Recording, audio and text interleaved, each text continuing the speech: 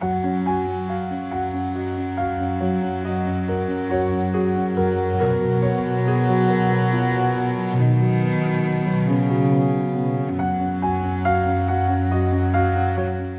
December, my Bujo buddies, or almost December, depending on when you're watching this. My name is Erin, and it's time to get organized for December, so grab your bullet journal and let's plan out some stuff. Now, I'm not usually Little Miss Christmas. I don't dislike Christmas or anything, but I don't sort of go out of my way to decorate my house and stuff. I don't actually own a Christmas tree, which a lot of people might think is really terrible, but there just isn't space in my house for one. If you remember my December bullet journal setup from last year, I made it Christmassy but not Christmassy, sort of like vaguely Christmassy. This year, I'm leaning into it for my cover page. I think the rest of it could be fairly subtle. It could just be metallic, not necessarily Christmassy. But for this cover page, yeah, I'm leaning into it a little bit, but I still wanted to keep things really simple. I think I'm just ready for this year to be done, as I'm sure so many of you are also just ready for 2020 to go away. So I wasn't into the idea of taking a long time to set up for December. I was pretty happy to just get the month out. I had some stuff that I needed to put in there so I could be organized and ready to do things in December. So I was like, let's just get this layout done. So this is going to be a very minimalist, very chill setup. For my cover page here, I'm using these super beautiful Crayola signature liquid metal craft markers. So the reason I'm going in a visual art diary here and putting this on a paper that is not a page of my bullet journal is because the packaging for these pens doesn't actually say that it's good to use on paper. It says fabric, wood, canvas, and terracotta. And I didn't realize that when I bought these, but I was like, ooh, shiny liquid metal markers sounds like fun. It did seem to go fine on this paper. It hasn't transferred onto the opposite page or anything like that. It did seem to just dry down and be fine. I also tried it on some watercolor paper. It didn't work so well on that with the texture, but I'm going for this Christmas tree design for the very first page. This particular art was inspired by, I literally jumped on Google and I typed in minimal Christmas tree art. And this image was one that popped up. It is from an Etsy store called RPNY Design. Super duper beautiful, way more elegant than mine. Mine is a very pale imitation. Their artwork is available on their store. It's going for $9.46 Australian currency. Not sure about your currency, but I'll pop a link to this piece of art in the description down below. You can download it, so you could even download this, print this out, stick it in your bullet journal if you would like a super lovely version. Mine, I mean, I'm not overly thrilled with it, but I don't completely hate it either, so you know, if you want it to be super lovely and maybe black and white, a little bit more minimalist than mine, then definitely go with this. You can also print it and put it on your wall. So basically, it's 5 tiers of Christmas tree, which is just a wobbly line with a star at the top, a wobbly line down the right-hand side as well to close it in, and a little pot-type shape, tree trunk-type shape at the bottom. My star was awful, so I colored it in so I could balance out some of the lines a little bit better. So I'm just going to cut this page out of the book, adding December down the bottom with a Sharpie pen, just going really slowly to get that simple single line hand lettering kind of look going on. I'm going to cut out the rest of this so that it will fit nicely on my page inside of my pencil lines. And I wasn't sure how long these paint pens would take to dry. I gave it a little bit of a blot with the off-cut paper just to get any excess off the page. And then I figured I'll just let it sit for a little while and really dry down before it goes in the book. But it's going to go on the left page here so that it's going to be facing my calendar, just like my November setup, only just one bit of paper getting stuck in this time instead of a whole bunch.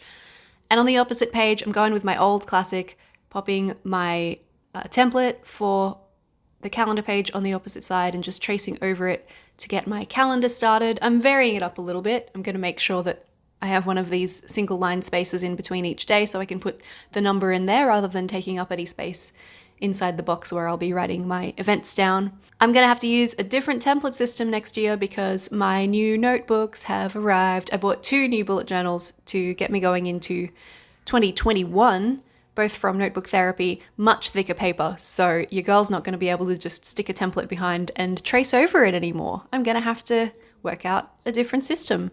So stay tuned for that. I'll be posting up a plan with me for the beginning of my brand new journal for 2021 pretty soon. Haven't done it yet, but keep an eye out. I wasn't sure about colors here. I wanted to go very simple, so I ended up from my little collection of Faber-Castell brush pens and artist pens, just going with a really subtle grey to fill in these gaps. I didn't want to get too warm because it's really freaking hot here in Australia lately, and we aren't even officially into summer yet, but I'm dying and sweltering over here in the heat. So I figured grey and these metallics would be Christmassy and festive enough that I could feel like I'd done something to celebrate, but also subtle and maybe cool enough that I wouldn't feel like I was overheating just looking at them. My little Mitsu has come to visit, and I decided that I wanted to get a little bit more Christmassy with my setup here, so I've lit a candle and I got these beautiful, I don't know if I could call it washi tape, I got these beautiful glitter tapes for my birthday from my lovely friend John, and I hadn't used them before and I was a little bit confused at first. So it's not a paper tape on the back side. This plastic film peels off and then it's a very thick tape. So it's going to stiffen up the page quite a bit, like sticking a strip of cardboard in would do, which is totally fine once I worked it out. But oh my goodness, it was a little bit of a process to get there. And I'm literally just going to be decorating with these tapes for the rest of the setup. I did use one other washi tape, proper washi tape that's like a paper tape on my left side page there where the Christmas tree is now hanging out. So I'm just overlapping some of these tapes so that I've got each of the colors represented. I've got a gold, a silver, and a rose goldy kind of brassy sort of color. They look really lovely all together, so I figured I'd just go with that theme and use a bit of each one. So I do like shiny things. Just popping the paper washi tape down on the left side just to help to keep this page in place. Stick down some corners. I only ended up doing the top left and the bottom right, and this bottom right one overlaps a little bit onto the facing page as well, which I'm totally okay with. Gold with stars kind of works with the color scheme. I've used that washi tape a lot in the past. It's pretty cute. And on the next page, I'm just going to be setting up my gratitude, habit tracker, and skincare tracker pages. This is exactly the same way that I did it last month, except with glittery tape instead of my coffee-themed bits of paper and stickers. And I don't know how that bottom right corner became dog-eared like it did, but there it is. I'll have to try and flatten that back out, or it will bother me. So the left side is the gratitude tracker. It's literally just a space to write 1 or 2 words every day for something that I'm grateful for. I don't always remember to do it every day, but I will kind of backdate myself and fill in the days that I miss if I didn't use my journal on a particular day.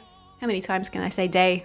I used a gold Pitt artist pen to add my gratitude header in there as well. And I'm just using last month's setup to work out what kind of spacing I need for this. I figure because I'm moving into a new journal very, very, very soon, there's no point setting up a template for this. This is a whole lot of lines. So basically I do the first 9 days on the left page and the rest of the month on the facing page, and just make sure that there's a box for every day of the month for each habit, which means a lot of lines, but it works out better than the a lot of numbers system that I was using before this, which took me a lot of hand cramping to set up, basically.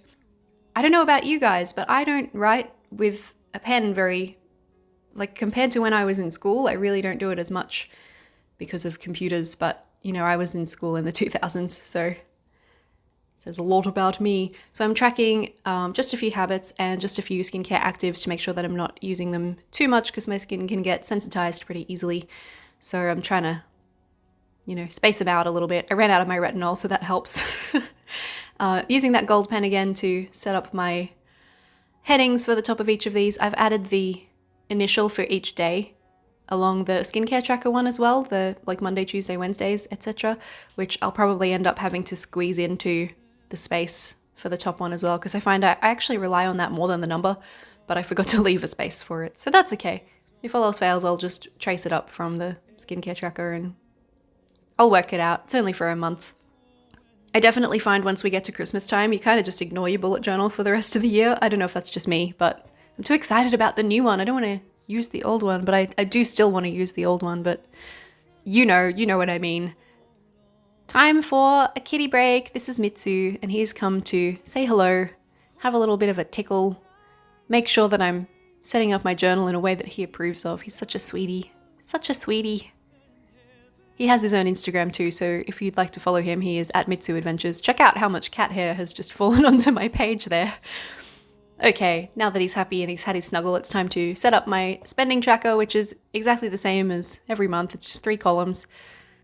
Expense and the cost and the category so that I can add them all to my overall expenses tracker. This is going to be the first full year that I've tracked every month, so it's going to be very interesting for me to look back at the end of December and be able to see where all of my money went over the course of a whole year. And I think that's going to help me to adjust my budget for next year and make sure that I'm really keeping track of where my dollars go.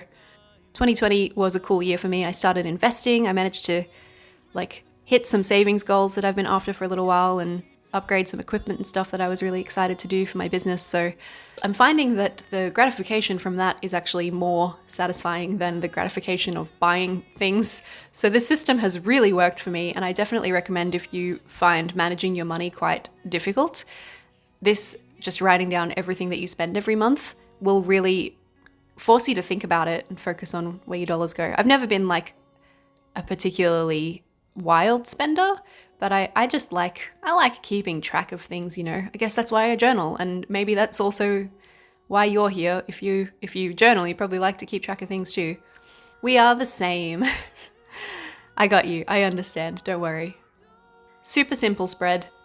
Just adding some shiny tape at the bottom to make sure that this ties into the theme without taking up too much space. I don't know about you, but December tends to be kind of an expensive month, so I've made sure I've got 2 pages. On a month when I'm not spending so much money, I can get away with just using 1 page. But I'm anticipating that's not the case for December, and I've got some pages left in the book. I'm still going to be moving into a new book, but I will have some pages left over, so I'll probably still use this journal for a little bit just to make random lists or take notes at meetings and stuff like that so that I'm not wasting those pages, because I hate wasting pages. I really don't enjoy it. This next spread is just going to be my first weekly. It'll be the last one from this video, so, keeping things pretty short and sweet and very easy for this month, which is truly a good thing when it comes to bullet journaling, to be able to set everything up quickly. Some months you're in the month. Some months I find I'm in the mood to put some more effort in, and some months I'm just like, let's just get this done so I can use it, And this was definitely one of those let's get it done kind of moments for me. I actually started setting this up and I wasn't completely happy with how it was coming together, but I was kind of in this headspace where I was like, you got to get it done or you can't start using it. And that's the entire point of bullet journaling, is to set it up in a way that makes your life easier so that when you use it, you've kept track of things you need to keep track of. So I was like, let's just go for it. It doesn't need to be perfect. Sometimes that whole done is better than perfect thing has to be my mantra, because I can fall into some perfectionism habits.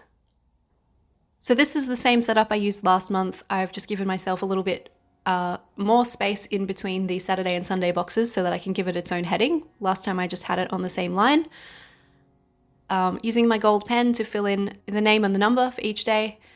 A little bit more washi tape. I'm doing 1 down the bottom and 2 along the top of this shiny glittery tape, just to really tie everything together so that the month feels cohesive.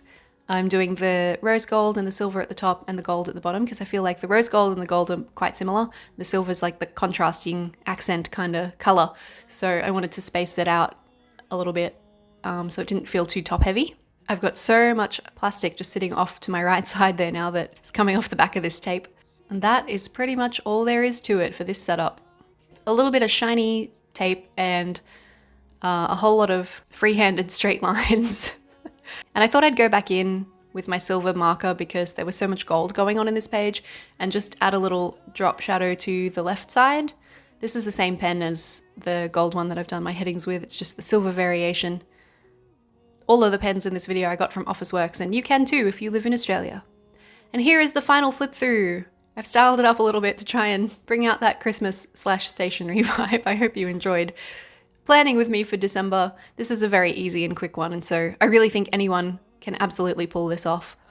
I hope you have a wonderful December and a wonderful whatever kind of holiday you might celebrate this time of year. Even if you don't celebrate any holidays this time of year, I hope you have a wonderful month, and I will catch you again very soon to get ready for 2021. Bye!